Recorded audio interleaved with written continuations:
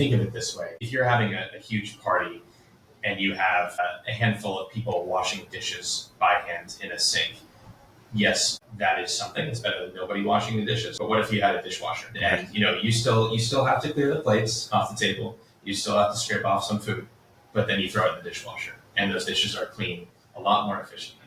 And so that's kind of what we do. We're not here to take anyone's job, but everybody worried when the ATM was invented that bank tellers would no longer exist, and they're still here. That's Gemini Sports Analytics founder and CEO Jake Schuster comparing their AI platform for sports to the dishwasher or the ATM. It won't replace people, but it will change their focus and help them get their jobs done more efficiently. We'll learn how Gemini's no-code product can help teams answer their most important questions faster and build a winning roster. Champions aren't born, they're built.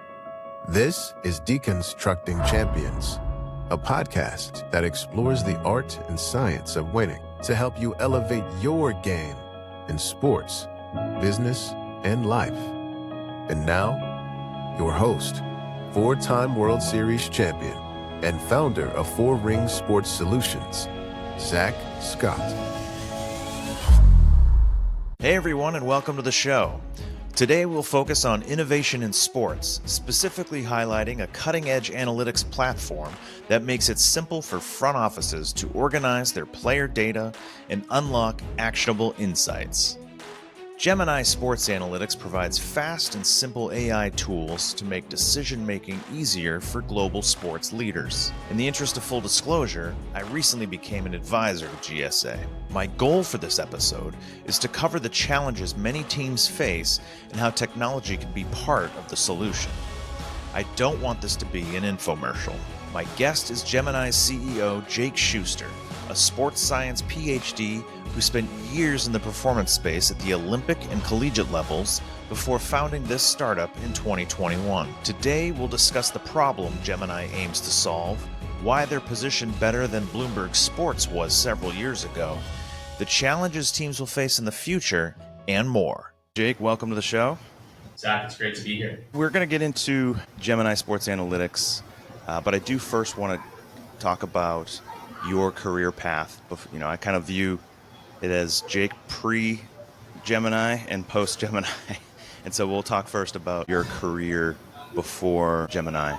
For listeners, I've known Jake for probably about a year now. We met through mutual friends in the sports industry and been getting to know each other since. So it's been getting to learn more about Gemini as well and what you offer your customers. So let's start with talking about your career. Take me through your path in the world of sports performance. Yeah, I'll start quickly in the near present day, where, full disclosure, I'm not a techie by birth. I've had to learn over time. I feel like I'm getting an MBA roughly once a quarter at this rate, and I know you probably feel the same with your pursuits. And I actually really enjoyed the way that we met at an investor gathering, an investor dinner. And you, myself, and our common friend Samir Gupta kind of hit in a corner because we just don't naturally come from that world, and we were shyly getting to know the people around there, and we kind of teamed up together. It was pretty fun. I'm by training a sports scientist. My master's was in physiology. My doctoral work was in biomechanics. So I'm a nerd who likes to break down the how and why of sports performance. I worked with athletes for a decade in the elite sports world. Worked for Team USA, worked for Florida State, worked for the Olympic program of the New Zealand All Blacks for the 2016 games. And when I was doing that, I had to learn MATLAB and Python to process force, velocity, and power profiling data of sprinting, because it was my job to customize and deliver their training programs based on how they put force into the ground. And I was really bad at all those computer programs. And I said, there's got to be a better way. And eventually I went out and discovered that automation technology and democratization technology existed for pretty much every industry except sports. And I won't give away the rest quite yet, but basically I worked with athletes and teams for a decade, and then decided that I wanted to solve a problem that I personally had. You have your PhD in sports science from Auckland, right? From Auckland University in New Zealand. I'm not sure if our listeners kind of know the evolution of sports science, but you're right. That part of the world is where it really started. The story that I've always heard is the Australian Olympic team struggled when they were, I think it was when it was in Sydney, and they were kind of embarrassed by that performance. So they the government pumped a lot of money into sports science, and they became the leader in that space. And therefore, a lot of the initial education programs, I mean, I'm sure it's migrated since then, but it seems like if you wanted to get a good sports science education, you had to go to that part of the other side of the world if you were from the US. It's interesting that you did that, because that's a big decision to do, to move over there and go to school there. And then, the story continues that it's then since migrated first probably to Europe before getting over to North America. Because you were Yeah. focused mostly, I'm assuming, in rugby was a lot of the time you spent. It seems like you've had exposure to a lot of different sports. hmm But it was rugby kind of a big part Yeah, of that? yeah. Across collegiate and Olympic and otherwise, I worked in elite and professional rugby for about 4 years. And you're absolutely right that the Olympic Games drive a lot of that because there becomes government funding for those initiatives. I did my master's in England 2 years after the London 2012 Games. So you saw kind of the after effects of that. And the English Institute of Sport and everything that they did there. And the Australian Institute of Sport, like you mentioned, that had a huge drive off of the Sydney Games. A friend of mine, David Martin, who led physiology at the Australian Institute of Sport, played a big part of that. And he came back and worked for the 76ers. So Right. you saw a big import there. There was a joke that is no longer valid, but it was for a while, that if you completed your internship in Australia or New Zealand or England and couldn't find a full job with a pro team, you could just go be a director in American professional sports. And there's a lot of people who did those roles. Most of my friends in baseball are actually British. And look, they brought it over, and there's a lot of ways in which American sports are ahead, mostly because of budget. But the origin and the integration of scientific application is still ahead. Those professional teams all have embedded PhDs that are part of the coaching staff. Right. Yeah, and I see that a lot when I talk to sports teams in North America, that's still, even though, I'm trying to think about the time frame, probably around 2017, 2018, the Red Sox is when we brought in our first sports scientist. Other teams had done that. We weren't the first, but it was really starting to grow in baseball, but that's not that long ago. And European football and other sports, rugby we talked about, they've been doing that for so much longer. So it's still an area when I talk to potential clients, it comes up all the time. First part comes up probably because of my background. We talk about analytics, but pretty quickly, that's the second highest topic that comes up is sports science and trying to do more with that, really trying to still figure that out. Yeah, and what did you do with the Red Sox? You brought on Australian technology and an Australian to operate it. Exactly. All right, so you have this career, and then you decide to move into the tech space. So let's talk about how Gemini Sports Analytics came to be. So I had been noodling on the idea for a while, and then one day my friend Daniel Bove at the New Orleans Pelicans was in town for a preseason game against the Heat. We were walking around Brickell Key. I'd been living in Miami for about 2 years, and we were talking about this, and he was talking about how they were very dissatisfied with any kind of tech vendors or data aggregation tools that they had, and how, despite the requests of their front office, they weren't doing much that was predictive, really only descriptive statistics and nothing looking forward. And how I'd had an idea in my head to create an automation technology for this, an automation solution. And he said, hey, you just have to do this. Now, I'm always struck by, if you watch a movie like The Social Network or any stories about entrepreneurs, you really only see the end, and the beginning is very romanticized. And look, I think we're past the era of the founders of PayPal sleeping in their grandmother's basement for 2 years to make it work. But there's a lot of work and time and rejection faced before nothing becomes something, and then before something becomes something that you're sure about. So I spent about a year and a half, maybe 2 years, really ideating, pitching my first investors and creating a prototype. And then I was able to hire a couple of engineers away from an MLB team and build that minimum viable product and get our first institutional investors. I'm sure we can get more into it, but about 2.5 years into it now, we've got 27 sports team owners that have invested in us. That's outstanding. So what is the problem that you're trying to solve with your product? Being data-driven is too difficult.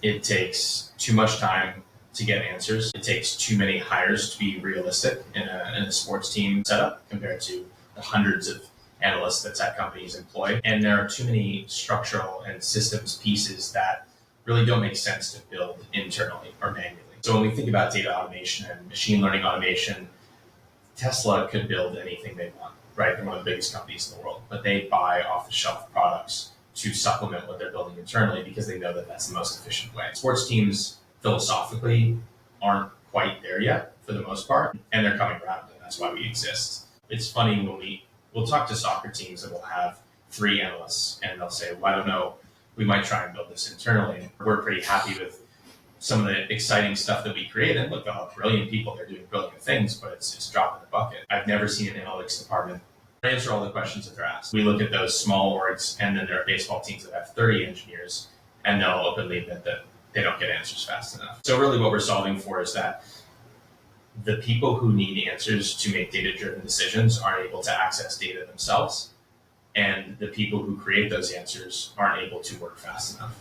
I come from the baseball world where, as you referenced, there are teams in the 40s in terms of what they're investing in research and development or analytics and technology. Then there's teams in the low end around 5 to 10 people, which is still a lot when you compare it to other sports. I mean, other sports average about 5 people in that space, whereas baseball averages about 23 the last time I looked. When I talk to potential clients, especially now that I've been exploring sports outside of baseball, that seems to be a big topic of conversation. Is they're talking to me saying, you're a baseball guy, like, we're not hiring 20 more people to do this. In my mind, I say that's fine. In some ways, baseball's gone a little nuts, because I think there are opportunities, to your point, to use third-party products to actually get to where you want to be. So a lot of the problems I feel like I'm solving for clients outside of baseball especially is, how do I scale this up without having to hire a huge team of people? Do you find that most of your customers come from sports that's what they're looking for? Who are your customers? Yeah, to your question, for now, that is absolutely the avatar. I'd say the average staff size across our current customer base is between 3 and 5 dedicated data workers, but we are I'd say close to signing 2 baseball teams right now, and they're in between the middle and the bottom in terms of staff size in that league. That is part of product maturation, that we are going from a neat tool to a very useful application to a full-fledged platform. So I think in a year, who we'll be right for will change dramatically. I think of it this way: if you're having a huge party and you have a handful of people washing dishes by hand in a sink, yes, that is something that's better than nobody washing the dishes. But what if you had a dishwasher, and you still have to clear the plates off the table, you still have to scrape off some food, but then you throw it in the dishwasher, and those dishes are clean a lot more efficiently. And so that's kind of what we do. We're not here to take anyone's job, but everybody worried when the ATM was invented that bank tellers would no longer exist, and they're still here. Right.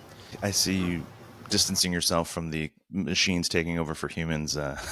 Fear that people have about it's just changing what people work on. Yeah, it's just changing what people work on. Zach, we were talking to an NFL team the other day, and their kind of expert data worker was saying, look, when I get ad hoc requests, we've got a good setup here, but there's probably about 20 minutes of coding that I have to do, and I'm just used to it at this point. But looking at the Gemini application, that could take 3 or 4 minutes now, and so we're just evolving what people work on.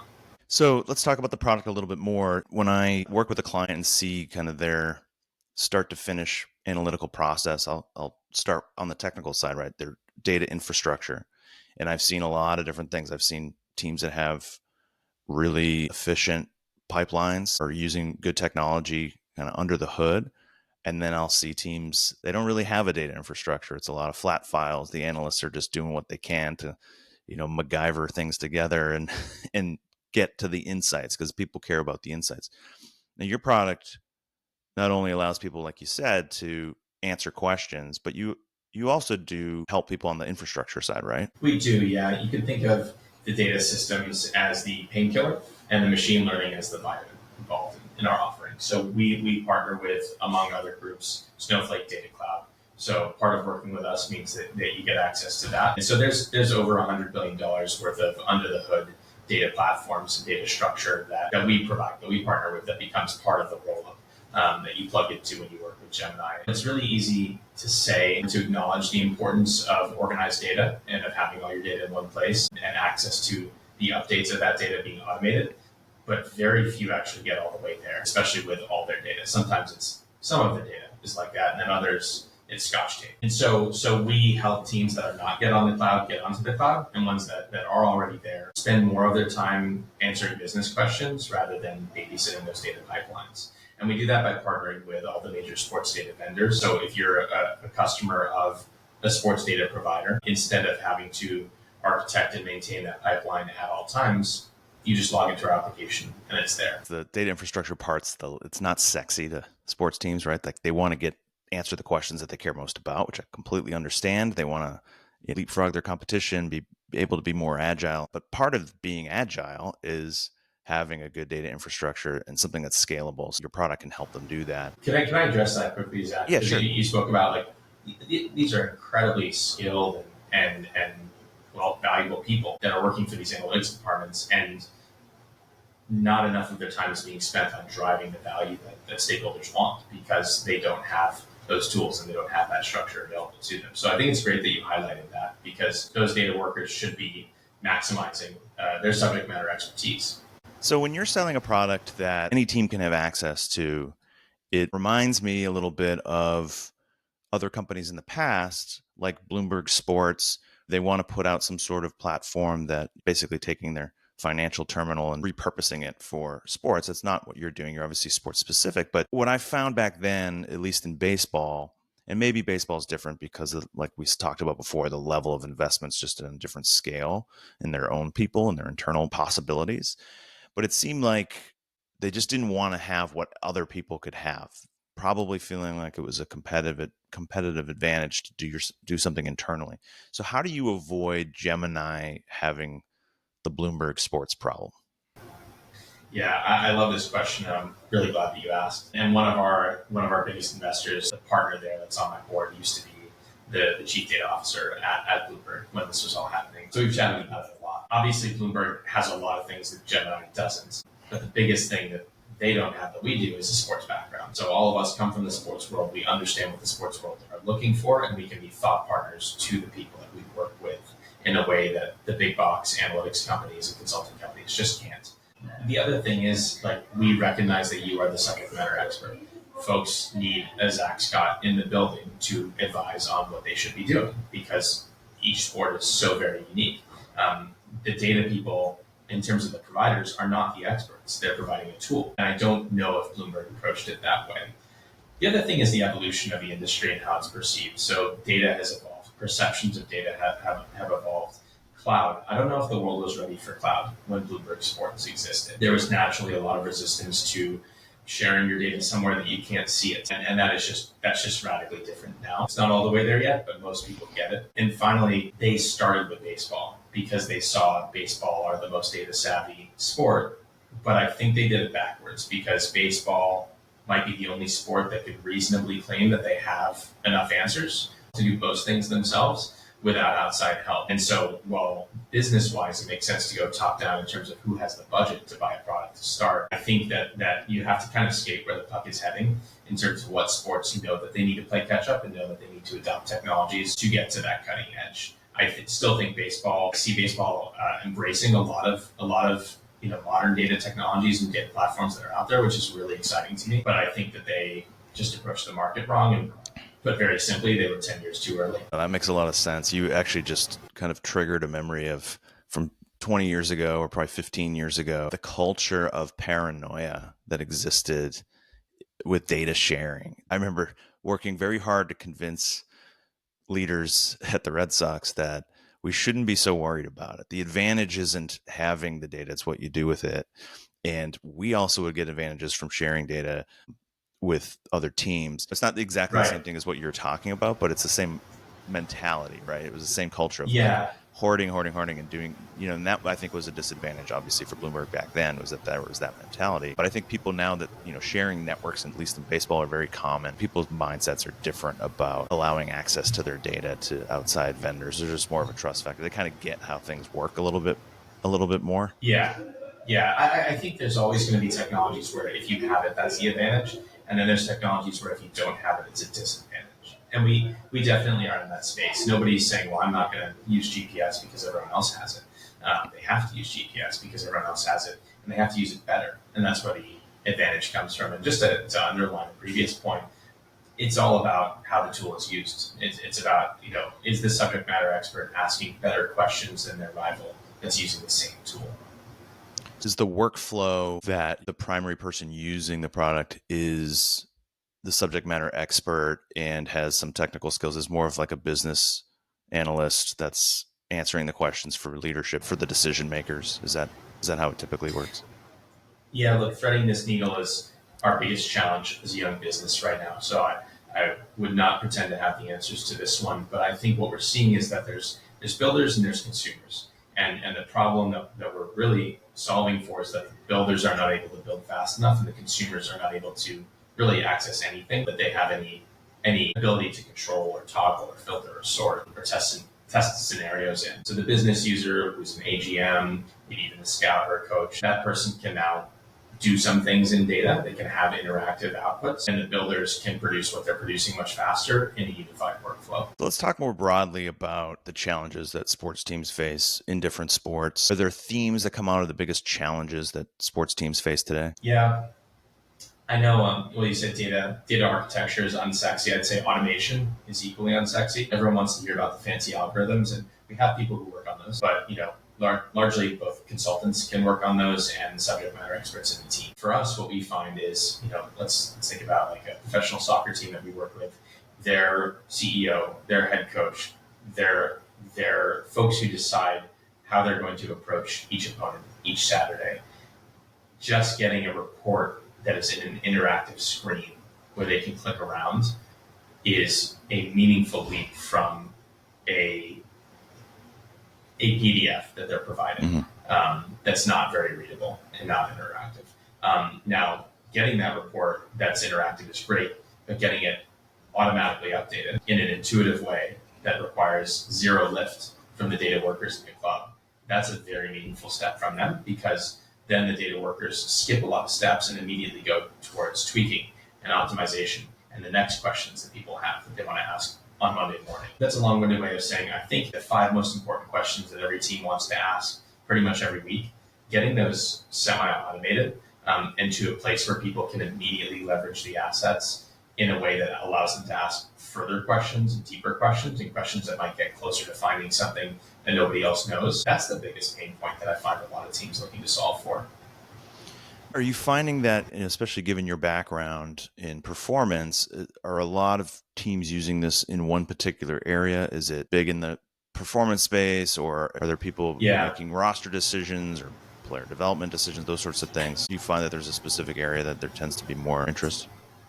Yeah, roster management is the biggest one for sure. I think that's where, like Bloomberg had the correct thesis. It's all asset management. It really is. I'd say a not too distant second is your match analysis, opposition analysis, tactical optimization, depending on your terminology and what side of the pond you're on. We find that it is, with the current data vendors and data sets in their base state, it's a little bit too difficult for a lot of teams to really break down how does our opponent win, how do they lose, what levers can we look to pull to influence the potential outcome of the game. And so that is that's quickly becoming a stronger second. A distant third is your load management and performance projections. That was my previous life. It's cool and it's exciting and it's a great math problem, but there's a lot of noise to sift through for signal. It's almost like the like social security in politics, right? It's like it's a third rail that whoever solves it is going to make a lot of money, but I don't know if it's a worthwhile pursuit to try and predict injuries. Right. So while there are departments and customers of ours that are looking to forecast, what are the best 10 games in an 82-game NBA season to rest my star player? Like that's a very worthwhile pursuit. There's a lot more bang for buck around roster management and tactical optimization. Sure. You bring up match analysis or opponent analysis. When I've talked to teams again across all sports, and when I view the evolution of analytics in sports, it almost always starts there, which makes sense to me. Like when I started, I was really the only in-house quote unquote analyst. I kind of laugh about the analytical work I was doing back then compared to what kids coming out of college can do today, because we just had a different level of data. It was higher level box score level data, not as nearly as granular as what people have today. Your top level team winning is the most important thing.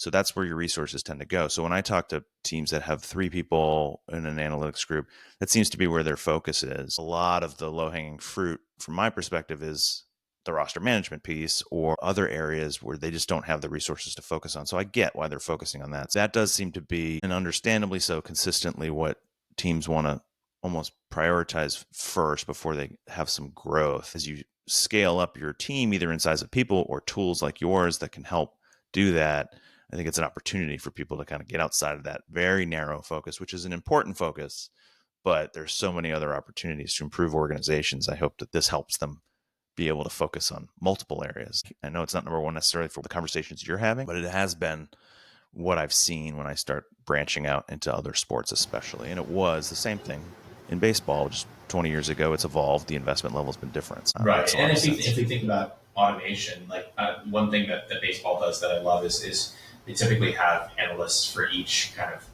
section of the house, right? Someone for amateur scouting, someone for player development, and so forth.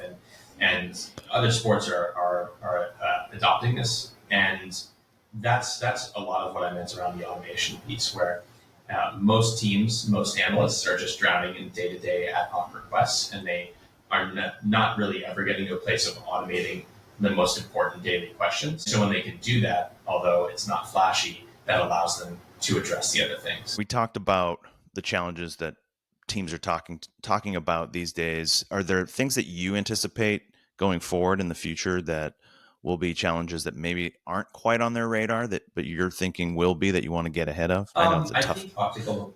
Yeah, it's a fun one because like optical tracking is on everyone's radar, but Right. I don't know how close everyone is to actually dealing with it. Depending on your sport, we're 1 to 3 years into everyone's saying, "Oof, yeah, we really got to get to that." And credit where it's due, a lot of teams are doing a great job with it. This is almost something that you want to hire an independent computer vision expert on.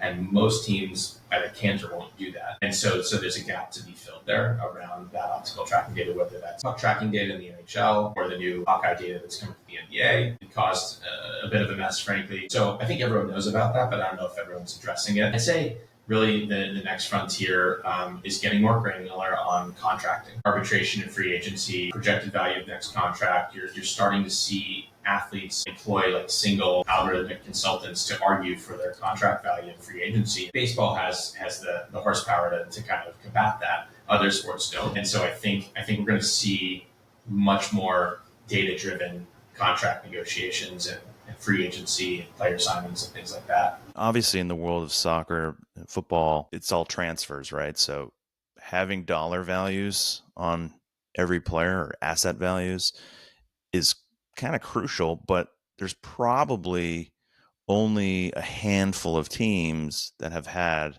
the financial firepower to actually invest in doing that. And it's the teams that spend the most on players, at least of what I've found in my research and talking to Premier League clubs, is that you kind of have these 5 teams towards the top that everybody probably knows or could guess based on how they spend on players.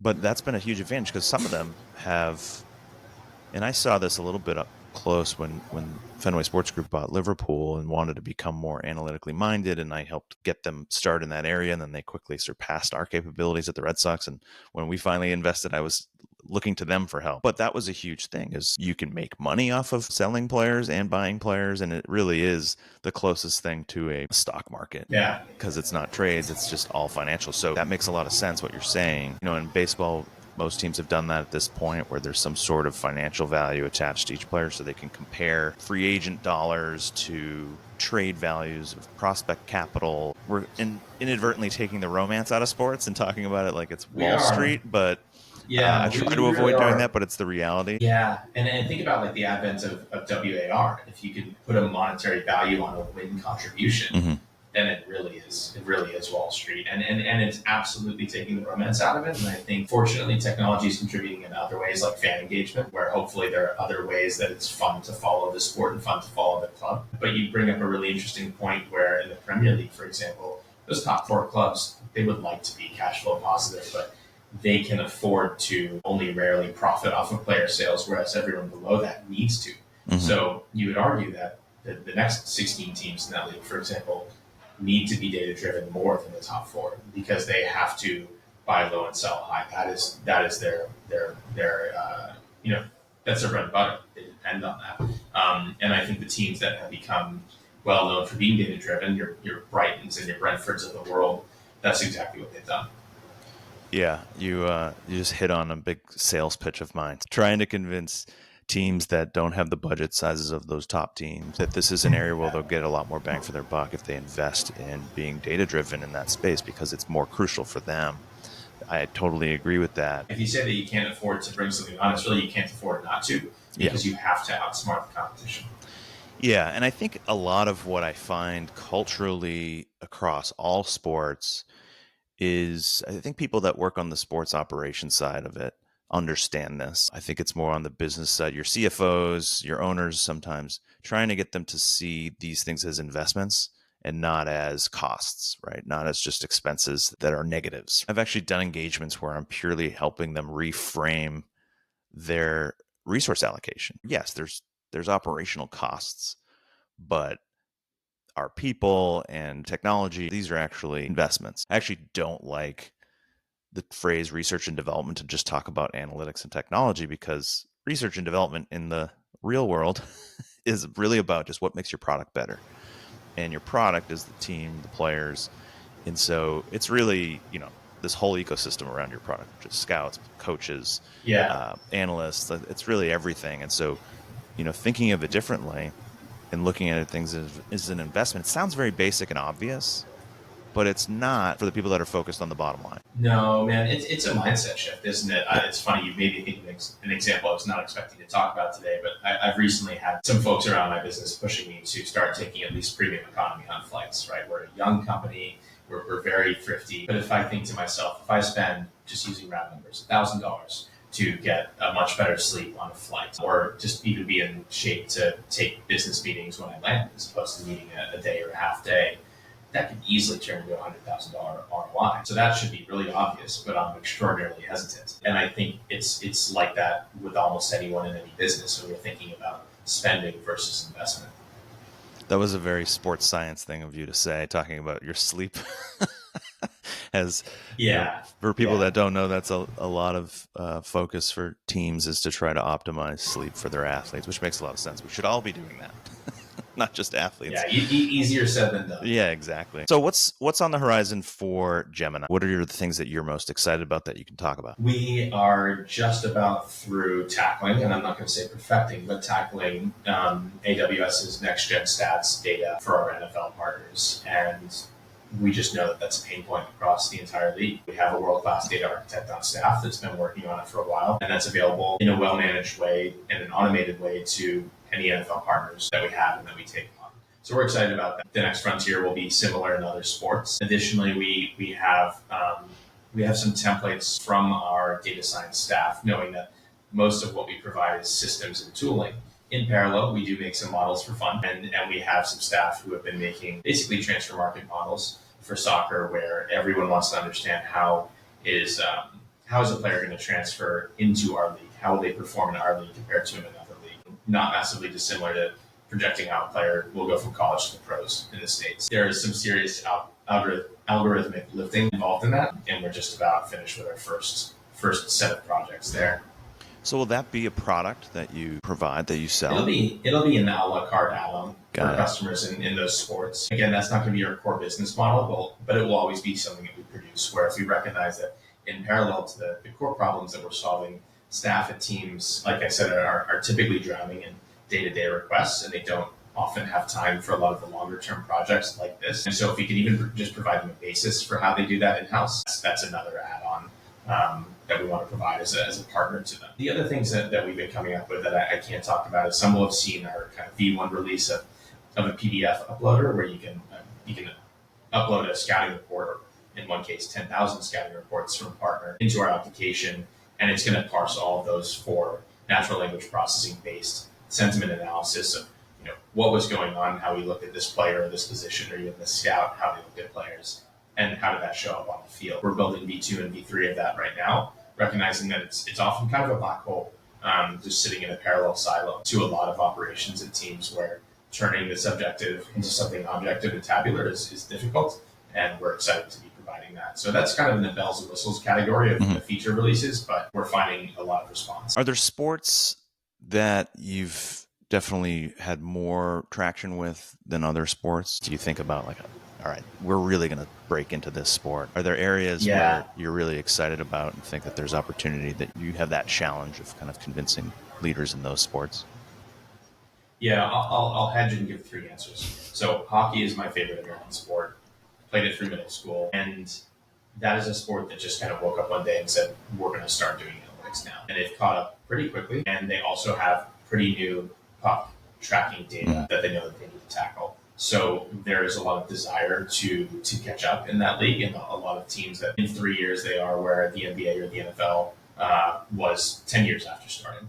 And that's very exciting to me. Additionally, football, because of that next-gen stats data and because there's been fantastic adoption tactically, so the game management, the fourth down play calling, things like that, there's a lot of integration on the field with what they're doing, and that's very exciting. It's not just roster management. And then probably the most scalable for us is soccer, because they all have the same staff size with the same backgrounds and the same data sources, and they're all trying to solve the same three problems. In terms of what playing style do we want to play, who else plays like that has players that we can afford that will project well to perform in our league. 4-part question everyone wants the answer to, and they want help answering. So we find that's a sport that we think is going to adopt relatively quickly. And it's also an enormous worldwide sport with thousands of pro teams. Yeah, it's really crazy. Yeah, there are 3 times more soccer teams that are fully professional in Europe than there are professional teams of any kind in North America. It's really amazing. You talked about hockey, which reminded me of some of my work with hockey teams. Completely agree that there's just a lot. The puck and player tracking data being so relatively new. When you were talking about basketball and defining the pick and roll, it reminded me of questions that would come up or conversations that I'd have around hockey about how certain products that are out there are translating that data in a way that wasn't necessarily satisfactory or aligning with how hockey people see it. And to kind of get that right, it's the same challenge, right? Like I'm sure in basketball, they've just been doing it longer, but just trying to figure like, that's not a pick and roll. This is a pick and roll. Those kind of conversations around the data people and the sports experts and trying to figure that out. It seems like there's real opportunity there in hockey. And something, that I've noticed is, you talk about taking the romance out of baseball. There's real danger of that in every sport, no doubt about it. On the flip side, the innovation cycle is just spinning faster and faster. And look, I'm not playing in the circles to speak with great fidelity on this, but like, I don't know if the pitch clock happens in baseball, if not for some of the changes that we've seen in hockey over the last 10 years. Their CDAs and just their rule changes, they're bordering on too many, but they've evolved a lot as a sport in the last even 20 years. And I think baseball has looked at that and said, well, we as a league, our sport the same way NFL has evolved as an entertainment product. And I think you're just seeing everybody kind of looking at their neighbors and figuring out how they can innovate. And so in hockey, if that's pulling goalies, earlier, or changing how they treat the power play or the offside rule. I think every sport is at like a really exciting point of innovation right now, and it's causing chaos, no doubt about it, but it's not boring. It is interesting. You mentioned pulling goalies. We talked about fourth down decisions in football. I look at it on the behavioral side as the evolution kind of starts with getting over loss aversion, right? Getting over the pain of not getting it on fourth down, or the pain of giving up an empty net goal with a lot of time still left on the clock. The biggest hurdle tends to be the human aspect of how that affects a coach's mindset and feeling like, I'm going to get fired if I keep going forward and fourth down and we don't get it as much as we should get it. Even if objectively that makes a lot of sense. There's still people involved. We wrote about this. Oh yeah. Sorry, we wrote about this where, kind of famous call was made in the playoffs that people were very critical of, and I think, well, is that a true negative? Because what if the call was made the other way, or what if the outcome was different, and everybody would have said he's a genius for integrating the art and science of this and making the call that he knew was best. And I think sometimes we're overreacting to how analytics are applied in the outcomes. I saw someone tweet the other day that Sean McVay, he's so criticized for being a little bit below average in terms of aggression on fourth down play calling. But 10 years ago, he would have been first by far. Right. And so let's think about that. I rode dirt bikes as a kid, and I remember the first time someone did a backflip at the X Games. It was like breaking the sound barrier, Chuck Yeager, right? And like the next year, backflips were table stakes, and people were trying double backflips. And I think we're just seeing that kind of thing over and over right now. Well, we'll wrap this up with just one kind of comment. We talked multiple times about taking the romance out of sports, which people in the analytics space, like I've been for most of my career in the tech space, often get accused of being the drivers of that. But I think it's important to remember, and for people at teams to remember, that ultimately their assets are human beings, which are very unpredictable, and it doesn't take away those pieces of it, getting to know the people, leading the people, incorporating things into decisions that aren't necessarily quantified, at least yet. As much as the language has changed for better, for worse, I tend to like to still talk about players as they've always been talked about and speak a universal language that analysts, scouts, coaches can all speak. I think that would be best for an organization, but the vocabulary and jargon and language has changed and evolved. But I still think that at the core, it's people playing these games and people making these decisions, and tools like yours are hopefully helping them increase the probability of getting those decisions right and doing it faster and answering more of the most important questions. They still need to remember that these are human beings that they're managing as well. You're in your relatively new offices. You guys are in Raleigh, right? Yeah, we're in Raleigh, North Carolina. We're pretty actively hiring, for anyone listening to this, principal data scientists, looking for a CTO as well. So anyone who either wants to move to the beautiful tech triangle of North Carolina or went to school around here and wants to move back, please get in touch. It's an exciting time. We've got 5-6 people in an office here out of our 13 staff so far, and we're growing fast. That's great. And as someone that lives in New York, not only is Raleigh an exciting place, but the cost of living is fantastic, right? Yeah, I'm like embarrassed how big my yard is compared to where I lived in Miami for 5 years. What's a yard? I don't quite understand that concept. All right, Jake. Well, I appreciate it. Thanks for your time. Thanks for your insights, and best of luck to you and Gemini Sports Analytics. Thanks, Zach. It's a real pleasure. Huge fan of what you do. I think the bottom line to take away from this should be machines are just supplements for the subject matter experts like you. Thanks for listening to this episode of Deconstructing Champions. I hope you enjoyed learning about Gemini Sports Analytics and how their platform helps front offices make better, data-driven decisions. To find out more, check out their website at geminisports.co.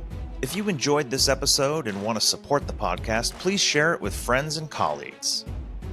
You can find me on all social media platforms at Zack Scott Sports. That's Zack with a CK. If you work for a pro sports team and want to be empowered to win through data-informed decisions and elite front office talent, check out 4ringsports.com. That's FOUR ringsports.com. Thanks again to my guest, Jake Schuster, for his time and insights. Please join me next time.